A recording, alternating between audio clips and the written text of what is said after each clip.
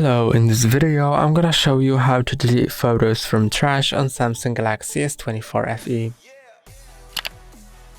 To delete photos from trash, go to Gallery, then choose a photo you want to delete, like that, and click on Move to Trash.